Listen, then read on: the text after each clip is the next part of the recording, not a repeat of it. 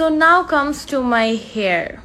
And আজকে আমি খুবই hyped একটা hair styler try করব for the very first time, and which is this one. That's the one step hair dryer and styler. এখান থেকে তোমরা টেম্পারেচারটা লো, মিডিয়াম, হাই রাখতে পারবা, অফ অন করতে পারবা.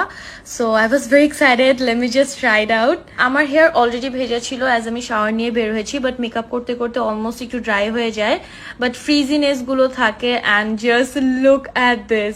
just একবার ইউজ করার সাথে সাথে হেয়ারটা একদম স্মুথ স্ট্রেট হয়ে যায়. I was like, oh my god, it's a very good decision to get this one. and এটার এত হাইপ থাকার রিজন অ্যাকচুয়ালি আছে, like this is really good.